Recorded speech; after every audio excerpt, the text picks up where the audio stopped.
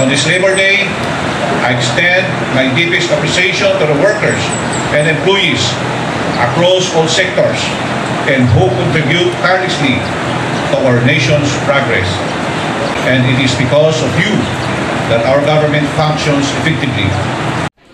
Matagumpay ang sinagawang nationwide job fair during Labor Day sa Marangal Grandstand Camp Diego Silang Carlatan City of San Fernando, La Union, nito lamang Mayo 1 taong kasalukuyan.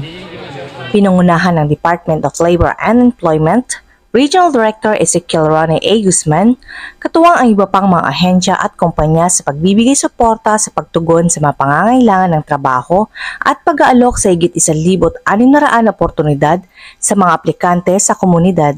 Napalapit yung mga bakanting mga trabaho dito sa probinsya. Makahanap ng work at mas madali pong makahanap ng mas fit po sa akin. Tulad po sa akin na nakagraduate ng business admin. Tapok din dito ang one-stop shop ng serbisyong pulisya at ang kadiwa ng Pangulo Program na nagtataguyod ng lokal na gawaing produkto sa La Union at nagpapakita ng mga produktong pangkabuhayan. Ito na yung chance namin para ma-showcase yung sarili naming gawa. Kumbaga, livelihood na kasi namin ito, ma'am. Dito namin kinukuha yung mga daily needs namin. Kahit konti, ma'am, pa konti-konti, pero naiipon din, ma'am. To the job hunters, this job fair is designed with you in mind, to connect you with prospective employers and help you explore exciting career prospects. Take advantage of this opportunity to showcase your skills, talents, and enthusiasm. Your next career move could be just around the corner.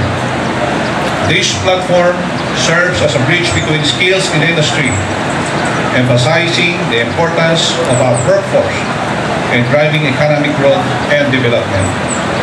Mula dito sa Ilocos Region, ako ang inyong Police News Network Correspondent, Police Master Sergeant Carmela Dangecan, alagad ng batas, tagataguyod ng Balitang Pulis.